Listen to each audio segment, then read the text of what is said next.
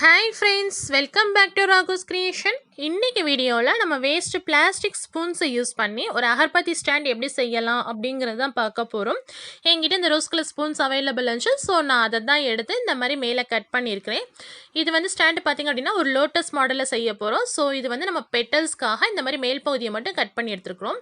அதுக்கு நடுவில் நம்ம அகர்பத்தி சொருகி வைக்கிறதுக்காக ஒரு வேஸ்ட் பாட்டில் கேப் எடுத்துகிட்டு ரெட் கலர் பெயிண்ட் பண்ணிவிட்டு அதனுடைய மேல் பகுதியில் இந்த மாதிரி சின்ன சின்னதாக நம்ம ஹோல்ஸ் போட்டு வச்சுக்கலாம்.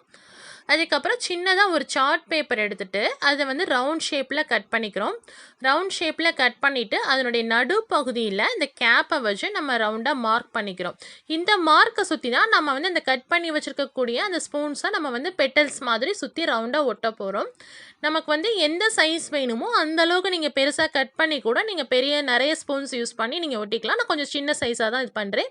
இதில் பார்த்திங்க அப்படின்னா மேக்ஸிமம் ஒரு 10 ஸ்பூன்ஸ் நான் யூஸ் பண்ணி உங்களுக்கு அந்த பெட்டல்ஸ் உருவாக்கியிருக்கேன்.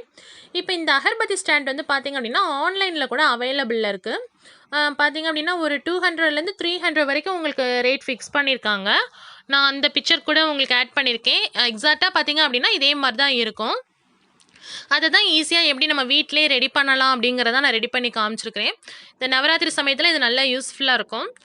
இப்போ வந்து பார்த்திங்க அப்படின்னா மேலே இந்த லேயர்ஸ் நம்ம ஒட்டிட்டு அதுக்கப்புறம் இதை அப்படியே நம்ம ரிவர்ஸாக திருப்பிட்டு கீழேயும் 2 ஸ்பூனுக்கு நடுவில் ஒவ்வொரு ஸ்பூன் வர்ற மாதிரி ஒவ்வொரு பெட்டல்ஸ் நம்ம ஒட்டுற மாதிரி ஒட்டிக்கணும்.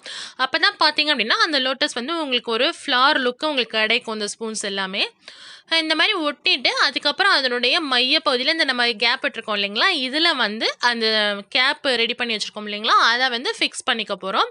இந்த சார்ட்லேயும் நான் வந்து ஒரு ரெட் கலர் பெயிண்ட் பண்ணிவிட்டு இந்த எதழ்களை வந்து நம்ம வந்து என்ஹான்ஸாக காமிக்கிறதுக்காக இந்த ஸ்பூனோட ஓரங்களே லைட்டாக நான் உங்களுக்கு வந்து ரெட் கலர் பெயிண்ட் பண்ணியிருக்கேன்.